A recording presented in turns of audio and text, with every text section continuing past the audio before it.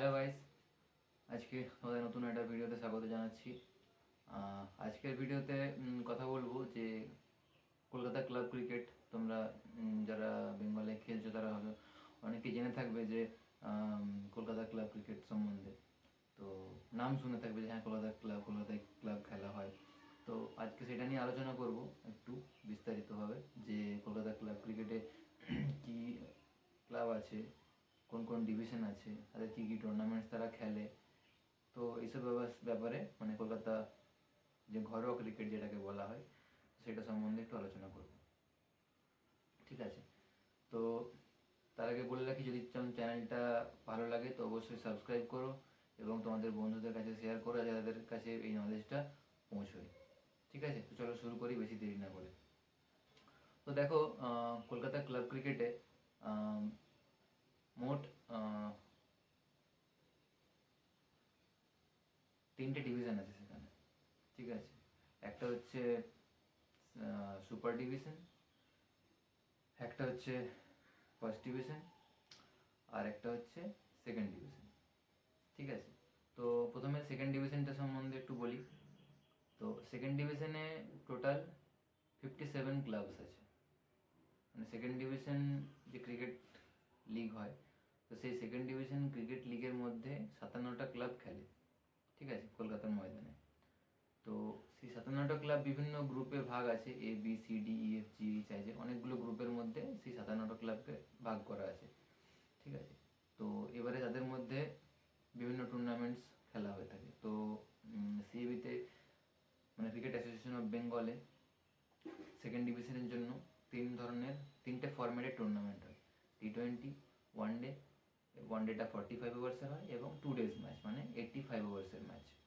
ঠিক আছে, তো T20টা হচ্ছে টুর্নামেন্ট যেটা হয় সেটার নাম হচ্ছে NC Chatterjee T20 tournament, one day tournament 45 ওভার্সের এবং cricket second division cricket league. ঠিক আছে, তো প্রত্যেকটাতেই মোটামুটি করে অনেকগুলো করে লিগ ম্যাচ পাওয়া যায়। যেমন ধরো তোমার প্রত্যেক মানে T20 খেলা হলে তো মোটামুটি 4টে লিগ ম্যাচ পাওয়া যায়। ওয়ানডে খেলা হলেও সেম 4টে লিগ ম্যাচ, এবং লিগের ম্যাচে মোটামুটি 8 থেকে মিনিমাম 8টা ম্যাচ লিগের মানে খেলতে পারা যায়। ঠিক আছে, তারপরে বাকি যদি টিম কোয়ালিফাই করে তাহলে সেক্ষেত্রে আরও এক্সট্রা ম্যাচেস পাওয়া যায়। ঠিক আছে, তো এটা ছিল সেকেন্ড ডিভিশন ক্লাব। এবারে আসি ফার্স্ট ডিভিশন। তো ফার্স্ট ডিভিশনে টোটাল 37 ক্লাব আছে। ঠিক আছে, 37 ক্লাবসের মধ্যে তোমার 3টে গ্রুপ আছে, ABC। এই গ্রুপে আছে 11টা ক্লাব, বি গ্রুপে 13টা ক্লাব, সি গ্রুপে 13টা ক্লাব। ঠিক আছে, তো এ গ্রুপে যে 11টা ক্লাব আছে সেই 11টা ক্লাবকে বলে সুপার ডিভিশন।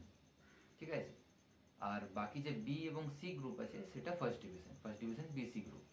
ঠিক আছে, তো ফার্স্ট ডিভিশন BC গ্রুপটা সম্বন্ধে একটু বলি।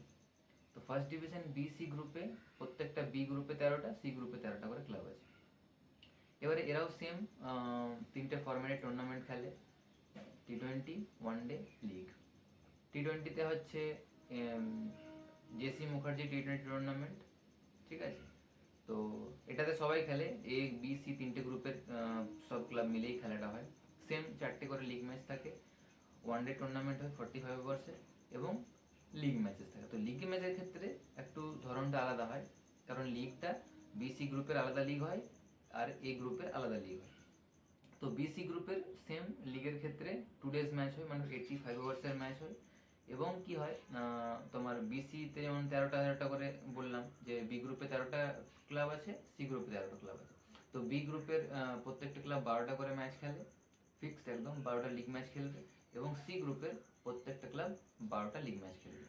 ঠিক আছে, এবারে বলি যে এই 12টা ক্লাবের মধ্যে মানে দুটো দুটো গ্রুপ, যে বি গ্রুপের 13টা ক্লাব এবং সি গ্রুপের 13টা ক্লাব, তো যারা লিগ শেষ হওয়ার পরে গ্রুপ টেবিলের 1 নম্বরে থাকবে, বি গ্রুপে যে 1 নম্বরে থাকবে, সি গ্রুপে যে 1 নম্বরে থাকবে, তারা নেক্সট বছরে মানে গ্রুপ A তে কোয়ালিফাই করে যাবে।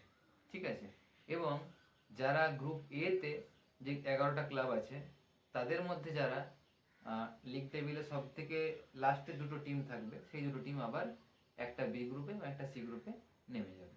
ঠিক আছে, তো এইভাবে খেলাটা হয়ে থাকে। এবারে এটা তো হয়ে গেল BC গ্রুপেরটা কীভাবে হয় বললাম।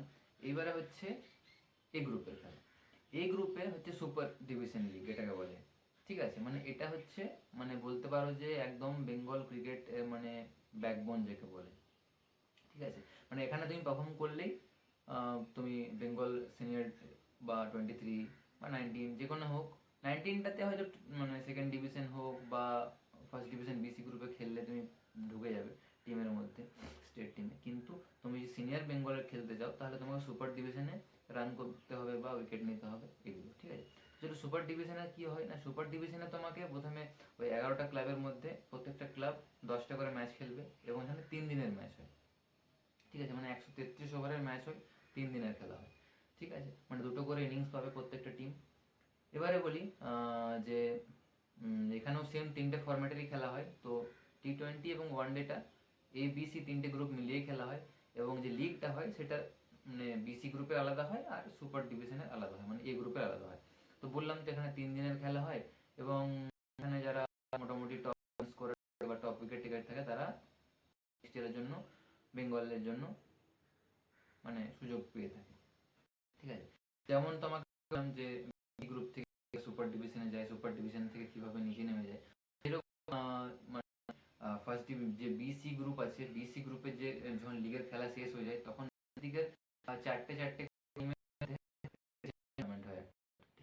তো ওখান থেকে লাস্টে ফাইনালে যারা হেরে যায় টুর্নামেন্টটা শেষে, তারা নেক্সট ইয়ারে সেকেন্ড ডিভিশনে নেমে, সেকেন্ড লাস্টে ফাইনাল খেলা হবে যখন, মানে তারা বছর ফার্স্ট ডিভিশনে কোয়ালিফাই করে যাবে, ঠিক আছে। তো এটা হয়ে থাকে। বাকি তো মোটামুটি একটা দিয়ে দিলাম কিভাবে তোমার যে ক্লাবগুলো রয়েছে সেগুলো সব কলকাতার বড় বড় ক্লাব, যেমন East Bengal, Mohun Bagan, Kalighat, Khidirpur sporting, Tapan memorial, Barishal sporting, মোটামুটি কাস্টমস, এগুলো মোটামুটি তোমার 11টা ক্লাব রয়েছে, ঠিক আছে।